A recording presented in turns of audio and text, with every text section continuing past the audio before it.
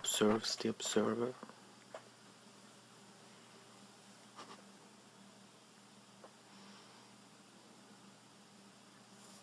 There you saw me practicing. So if you're gonna practice, try some deadbeat boards like this, for example. So yeah, and I didn't use any flux, except there was some flux in the solder that I applied here. But when I detached this IC here, I used a hot air and I didn't use any flux, so I mainly relied on the flux in the wick. And in the comment fields on the previous video, you saw me write a lot about as ruas. It didn't seem to matter that much, actually. The only thing I changed was that I always cut a fresh piece of braid,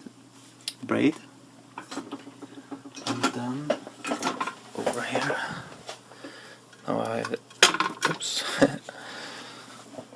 I have this tip. Yeah, and this was really crusty, so let me show you how I fixed that. Yeah, so this is a package from Weller.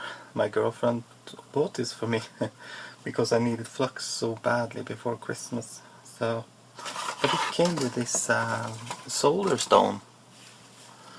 It's basically ammonium chloride crystallized. So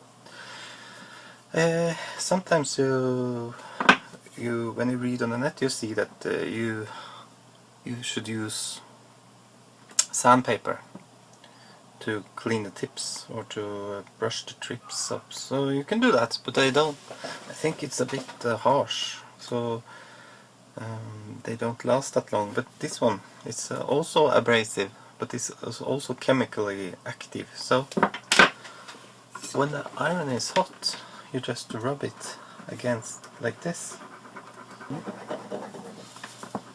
to get oxidation off, and then take whatever method you have to clean the tip. Just clean the tip, and then you apply flux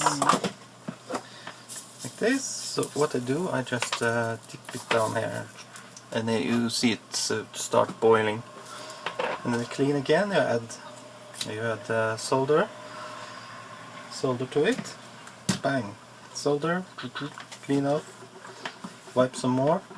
So what you're looking for is that you know, when the tip doesn't take any more solder, on some points you try putting solder here or here, and you start wiping that area, boiling it in flux, wiping, adding flux, and you can see that it starts sticking again. So yeah, great tip. Get this solder stone, it's called. You can get it on Amazon.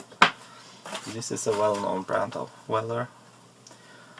So this is like a 20 years old tip, and it was used up. I couldn't use it at all. So, but now, as you saw in my video now, it worked a treat. So there you go. I'm planning to upgrade my solder iron. I'm going to get some voltage and current adjustable lab power supply, you know, those with two knobs on them, and a anti-static mat, or a static electricity dissipative mat, if you want to be correct. Alright, thank you for watching.